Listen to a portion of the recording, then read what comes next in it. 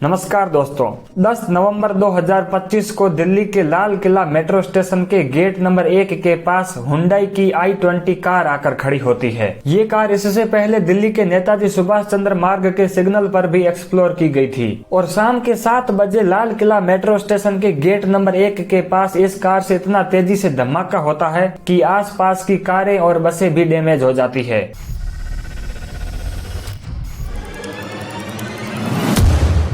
इस ब्लास्ट से तकरीबन 12 लोगों की जानें चली गई है और करीबन 20 लोग अभी भी सीरियस इंजर्ड है। इस ब्लास्ट को अब एंटी टेरर लॉ UAPA के अंडर इन्वेस्टिगेट किया जा रहा है। किसी भी इन्वेस्टिगेशन को UAPA के अंडर तब डाला जाता है जब उस अटैक और ब्लास्ट को टेरर से लिंक माना जाता है। मतलब ये भी कहा जा सकता है कि दिल्ली पुलिस ने इसे एक टेरर एक्टिविटी माना है। इन्वेस्टिगेशन करने पर पता चला कि जो व्यक्ति उस हुंडई की i20 कार में बैठा था वो पुलवामा का डॉक्टर था जिसने चाइना से MBBS की थी और पुलिस को रिसर्च में ये भी पता चला कि इसका कनेक्शन हरियाणा के फरीदाबाद में जो टेरर मॉड्यूल पकड़ा गया उससे भी था। एट प्रेजेंट दिल्ली और आसपास के सभी राज्यों की पुलिस हाई अलर्ट पर है। फिलहाल नेताजी सुभाष चंद्र मार्ग और मेट्रो स्टेशन को रिस्ट्रिक्ट कर दिया गया है और लाल किला मेट्रो स्टेशन को भी टेम्परेरी शट डाउन कर दिया है। इस बॉम्ब ब्लास्ट से कुछ दिन पहले ही पुलिस ने कई जगह छापे मारे थे। जम्मू कश्मीर से पुलिस को एक चाइनीज स्टार पिस्टल,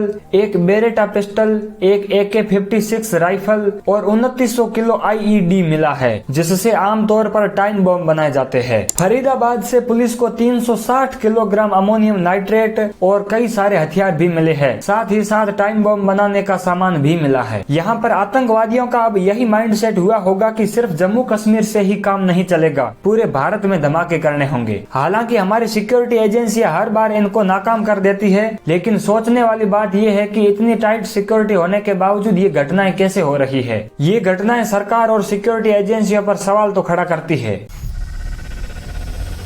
हालांकि नई दिल्ली में ऐसा पहली बार नहीं हुआ है, इससे पहले भी 2 बार बड़ी बड़ी घटनाएं हो चुकी है। 2005 में दिवाली से 2 दिन पहले ही 29 अक्टूबर को 3 जगह बड़े बड़े धमाके करने की कोशिश की गई थी। उस ब्लास्ट में 62 लोगों को अपनी जान गंवानी पड़ी और 210 लोग इंजर्ड हुए थे। 13 सितंबर 2008 को भी 5 अलग अलग जगह पर दिल्ली में सीरियल बॉम्ब ब्लास्ट की कोशिश की गई थी। उस ब्लास्ट में 20 लोग मारे गए थे और करीब करीब 90 लोग इंजर्ड हुए थे। इन सब टेरर अटैक के पीछे हर बार पाकिस्तान को ही जिम्मेदार बताया गया है। अगर इस बार भी इन्वेस्टिगेशन में पाकिस्तान का नाम आता है तो ये एक्ट ऑफ वॉर मानी जाएगी। उसके बाद शायद भारत सरकार कोई बड़ा कदम भी उठा ले। बॉम्ब ब्लास्ट के अगले ही दिन 11 नवंबर को पाकिस्तान के इस्लामाबाद में कोर्ट के आगे एक कार में भी ब्लास्ट हो जाता है जिसमें 12 लोग मारे गए और तकरीबन 24 लोग इंजर्ड हुए हैं। इस्लामाबाद वाले अटैक के पीछे भी 2 फैक्टर सामने आते हैं। पहला तो यही है कि किसी अननोन पर्सन ने ये अटैक करवाया होगा और दूसरा फैक्टर यहाँ निकल कर आता है आसिम मुनीर का, क्योंकि आसिम मुनीर एक तीर से 2 निशाने मारना चाहता है। पहला ये है कि वो कोर्ट को बताना चाहता है कि अब पाकिस्तान में आर्मी रूल ही चलेगा और दूसरा ये है कि वो इंडिया पर जियोपॉलिटिकल प्रेशर बनाना चाहता है। यहाँ पर वो बार बार ये साबित करने की कोशिश करेगा कि पाकिस्तान में हो रहे अटैक के पीछे भारत का हाथ है। जियोपॉलिटिकल टॉपिक को ऐसे ही डिटेल में समझने के लिए सब्सक्राइब करना मत भूलना। मिलते हैं नेक्स्ट वीडियो में, तब तक के लिए जय हिंद।